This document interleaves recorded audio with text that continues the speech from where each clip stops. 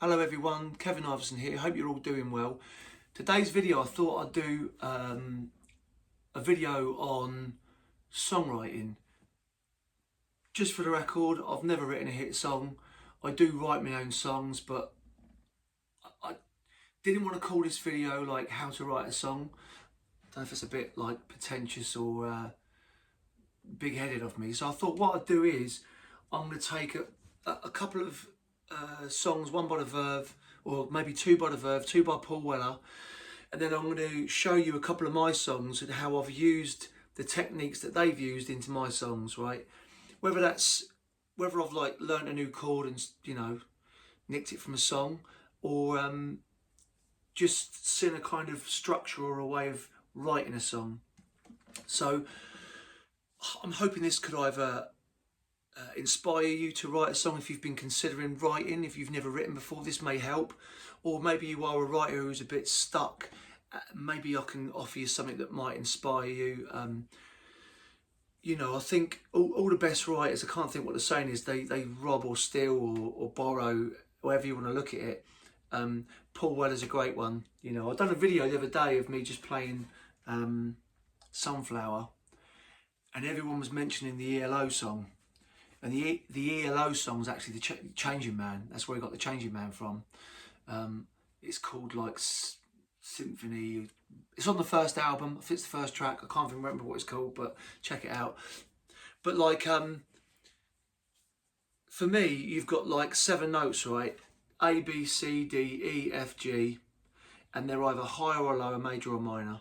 So you're going to get songs that sound like other songs all the time, especially like 2025. You know, I think we've, to a certain degree, maybe we've had the golden era of music, I don't know. But anyway, I'm hoping I can shine some light on songwriting for you. I'm mainly going to be looking at chords, melody, maybe some lyrics, but mainly like chords and melody and just the sort of foundations of a song. I've got my iPad in front of me here. I don't know if you can see it. It's just there because I've got some lyrics in front of me and whatnot to go through different songs. There's a song that I'm going to start with by the Verve called Love Is Noise. I've been wanting to add this to my solo acoustic set for a while, so here's a reason for me to learn it. I've not played it all the way through yet, but the reason why I think this song is really clever, and to me this is like the genius of Richard Ashcroft, is that with this song you've got the same 4 chords all the way through. And the band and Richard Ashcroft, the band are playing very light in shade. You know, in some areas it's pumping, in some areas it's kind of, they bring it down as a band, which is a very clever thing to do. And I think a lot of musicians find that hard. You know, don't matter how good you are technically or how basic you are. I think if you know the difference between light and shade and when to bring songs in and that, it evokes emotion and all that to a song. So this is the same 4 chords, right? So this is, excuse me, E minor, G, D and C, right? Now, how I play it.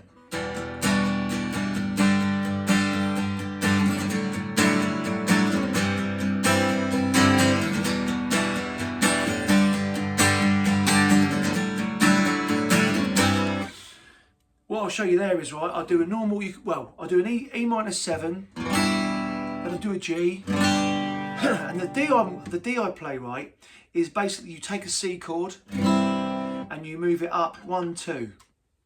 And that's like I don't know what that chord's called. Maybe someone in the comments will tell me exactly what that is, because I don't know, right? I know it's a nice version of, a nice way of playing a D. It doesn't always work with Ds. It's someone in the comments will probably explain why it works on certain things like that. I just know it sounds good on that, right? So that's all. But you can play a normal D, right? So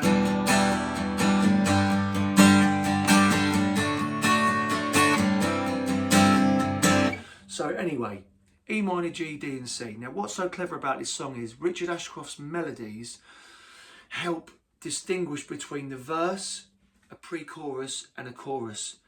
Even the middle 8, it kind of breaks down and you've got some really cool weird noises going on. I personally love this song, you may not, but for the purposes of the songwriting aspect, that's what we're looking at today.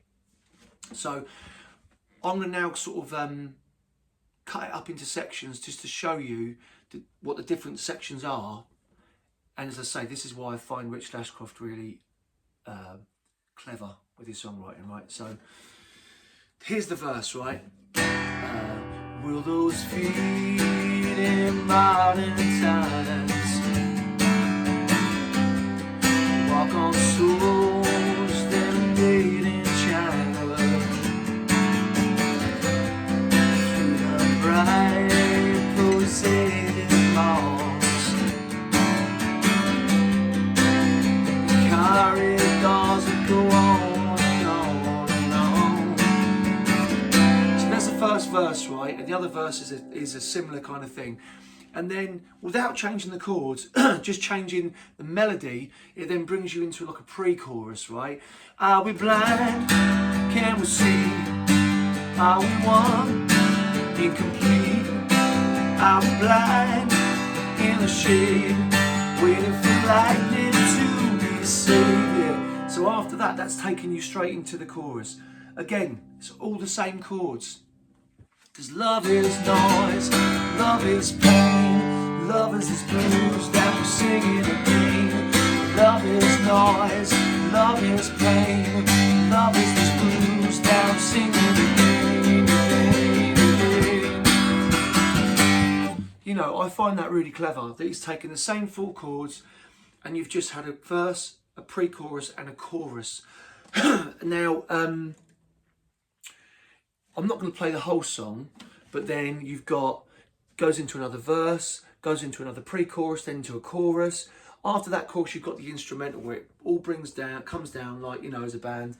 I say you've got some weird noises, but it's still the same chords, right? I mean, how you play it acoustically, how I would do it, is just bring it down and...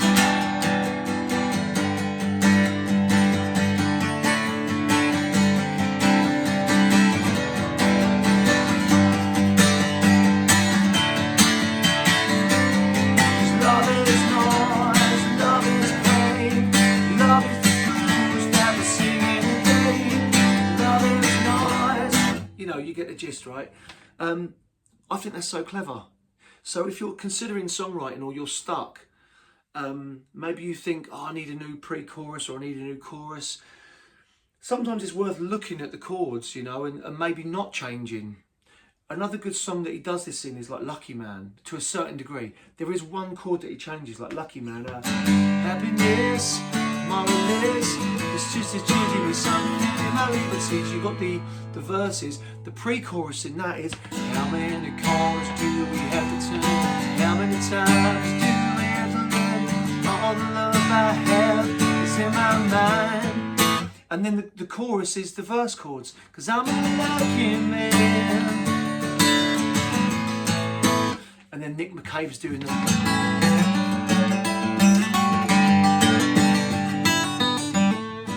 You know, all that stuff. So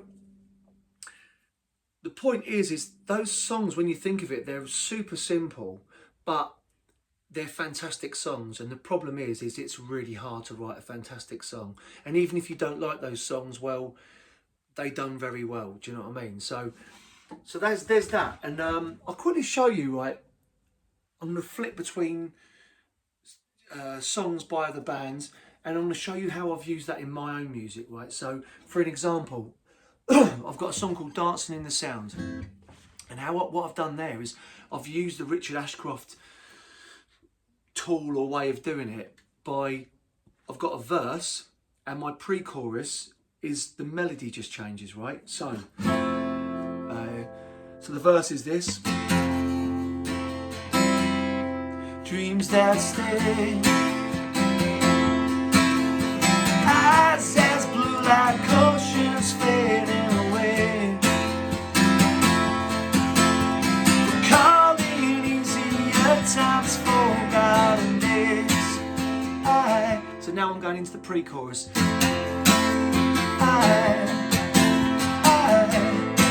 Oh, I wish that I could see you again. I wish that I could see you. And then I go to the chorus, right, which is a completely different section with different chords. The song that plays, oh, I feel the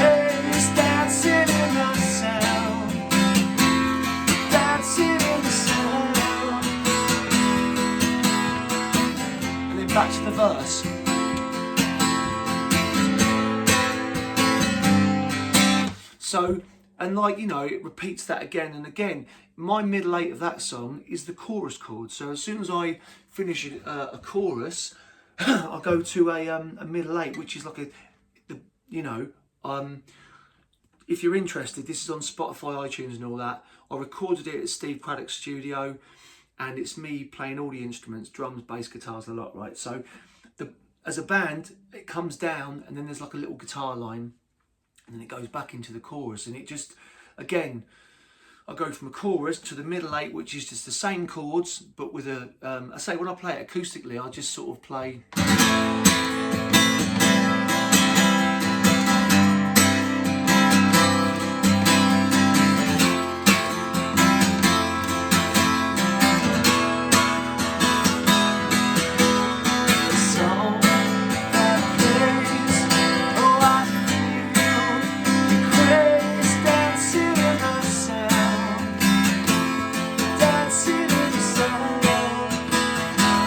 Outro is the pre-chorus. Oh,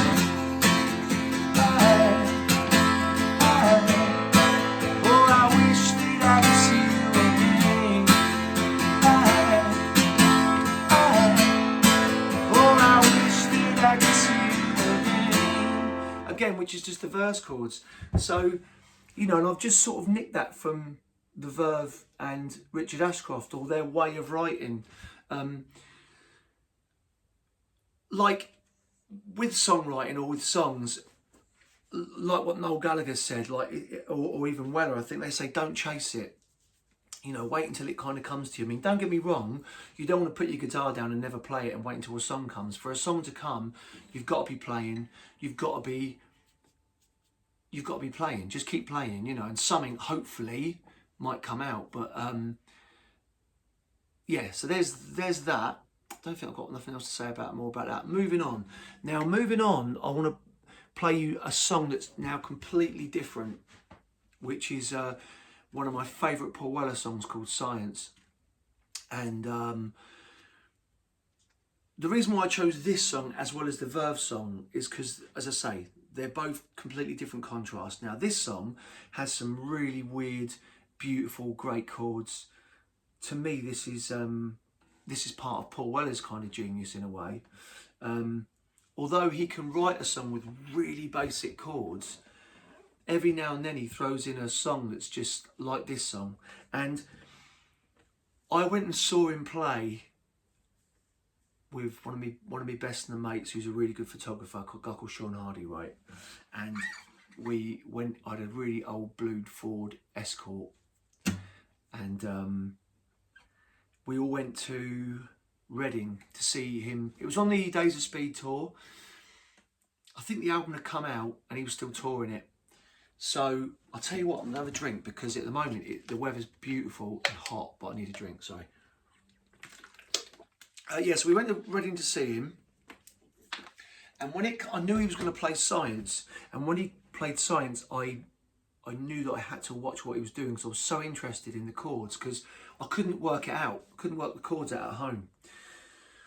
Apart from maybe the verses, but so this song, right? You've got the verses, which is.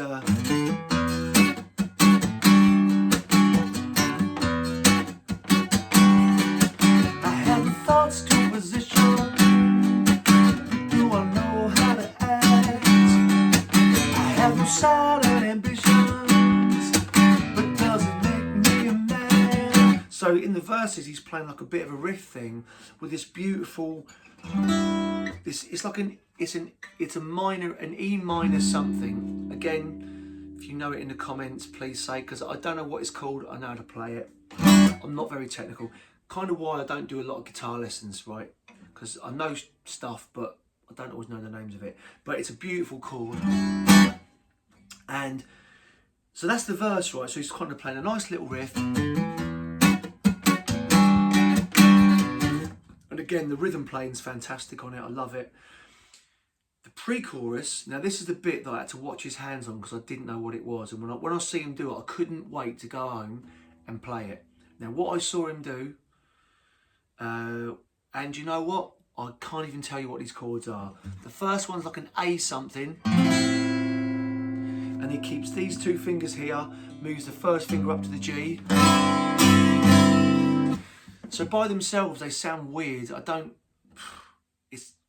know how he came up with them, but I wonder if he just fell into the chords or something. I'm not sure. But the pre-chorus. Until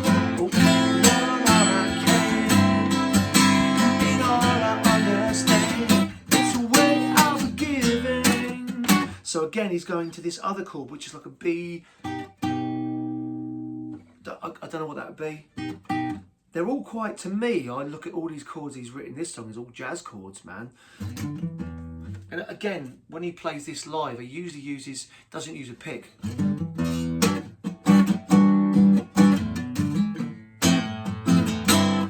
But I kind of prefer using a pick with this. So that's the pre-chorus, and then he goes back into a verse. So, I am a piece of the earth, I take no offense, I can be who I am, I have no pretense, don't you what you can be.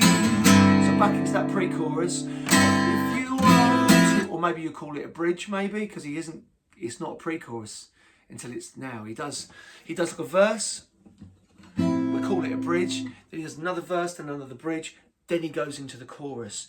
And the chorus, he's going from that verse chord. I wouldn't say I've learnt the chord spot on with this, but he's going to like an A.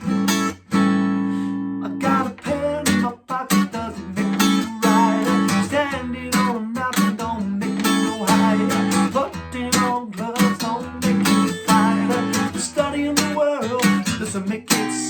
Maybe a B7. Yeah. So I'm not playing these songs properly, obviously, as you know. But so again, it's like a complete and utter contrast to those like Verve songs, you know. Now, don't get me wrong, the Verve do have songs with lots going on. Of course, I know that.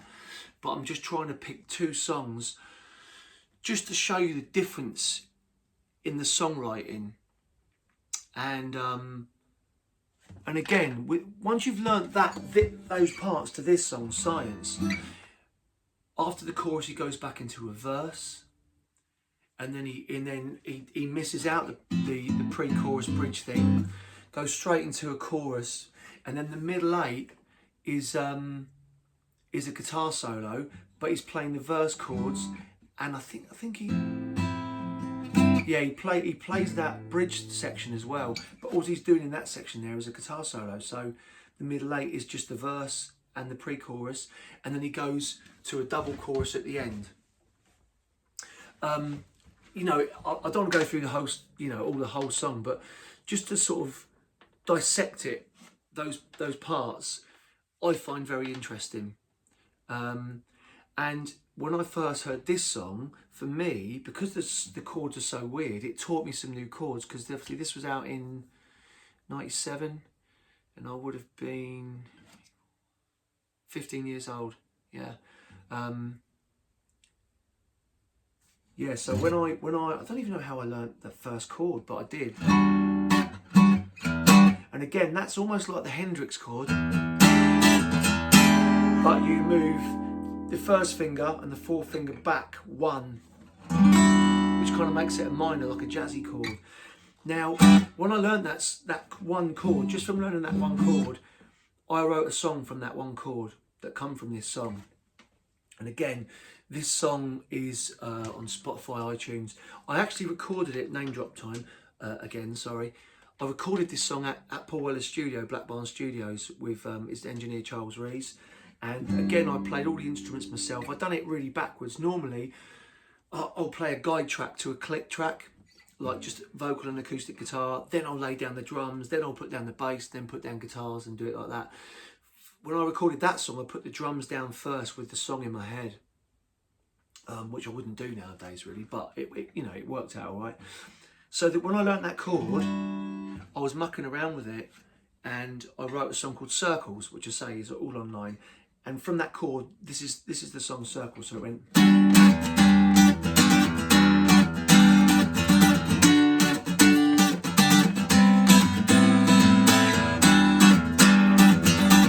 So You know, sometimes people say to me, "Oh, you sound a bit like Paul Weller and all that."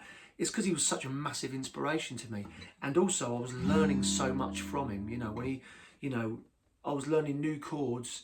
I mean, I went to a guitar tutor for a few years, but I was learning chords through Paul Weller, which again, it inspired me to write songs. You know, and I think sometimes, you know, if you can have your own thing going on, that's good. You know, if you want to write songs. And when I first wrote that song, it was those chords all the way through.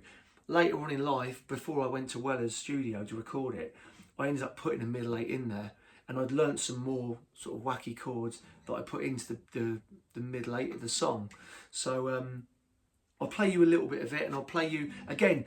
The verse and the chorus are exactly the same chords, but I'm again, like the Verve thing, I'm just changing the melody. So I'm going walking on an open road, there's so much to take in, trying to keep in what's left in me. The easier I try to make it, the more difficult it seems. Don't know what it is left in me.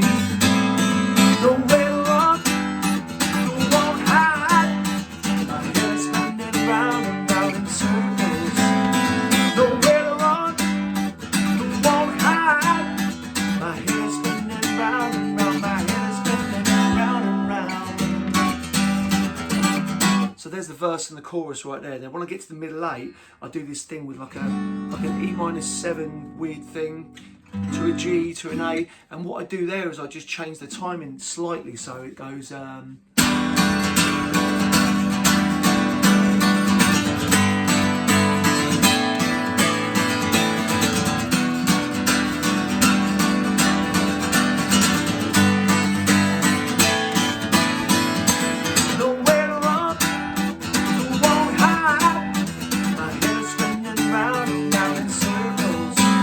so that's so from that, nicking that chord from Paul Weller, I wrote a song with it, you know, and I believe that's how every songwriter does it, you know. You learn a new riff, you learn a new chord, and from that you never know what can come out of it, you know.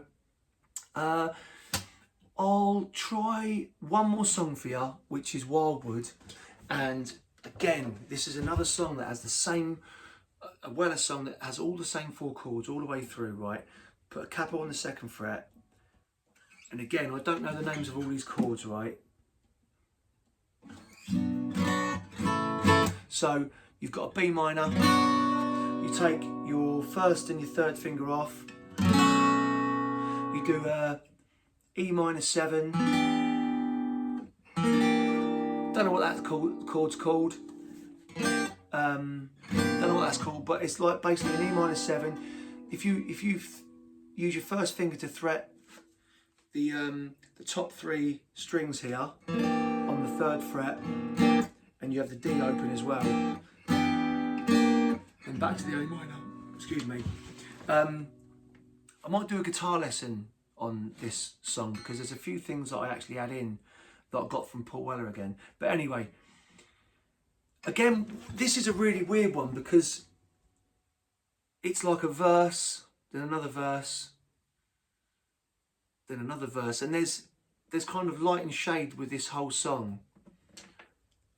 And let me think, it ain't until the third verse where he goes, allow me forever trying, find your way out. So it doesn't sing that to the third verse, and I guess you could call that the chorus. But again, with this song, he's really using that light and shade, what I would call light and shade. You know, he's kind of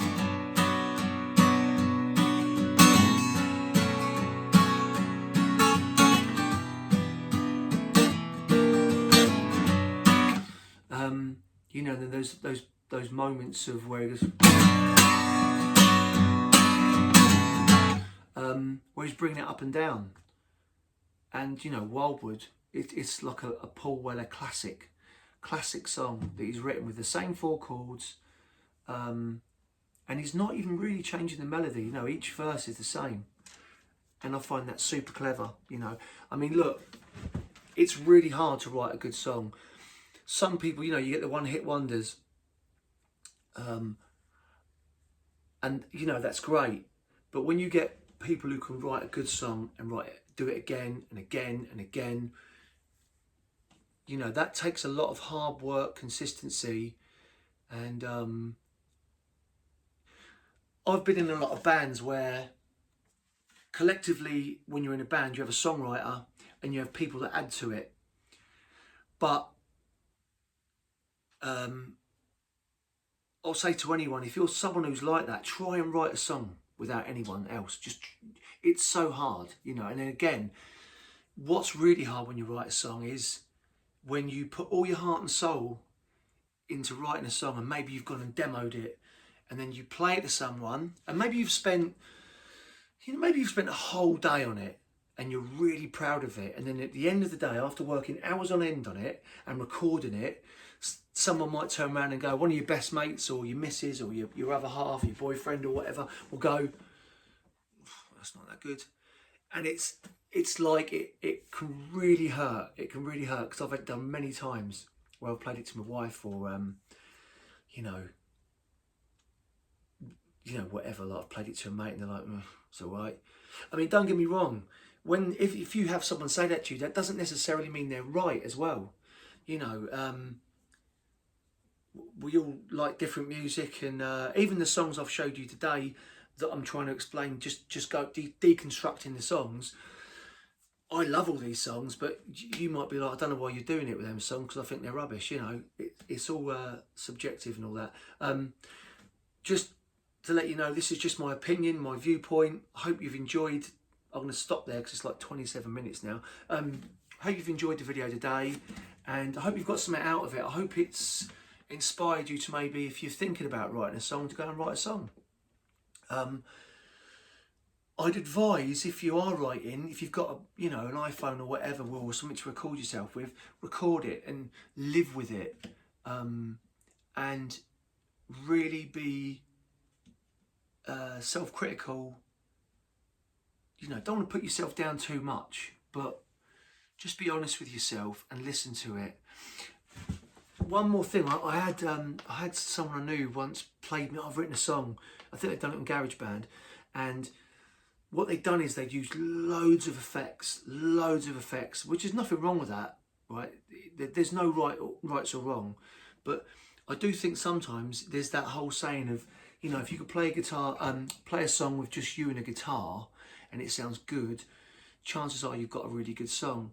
Having said that, you know, if you're the Chemical Brothers, the point is you're using beats and samples or whatever, and that is the song. So there's lots to keep in mind. But yeah, if you're just singing and songwriting, putting chords together, I hope this has helped you out today. Please, if you like my content, please subscribe, like the post. I'm not very good at this. Like, subscribe, hit the notification bell. Thanks for all your support. There's more videos coming. I'm really enjoying doing these videos, and I hope you're getting something out of them. Have a lovely day, everyone, and hopefully I'll see you again in another video. Thank you.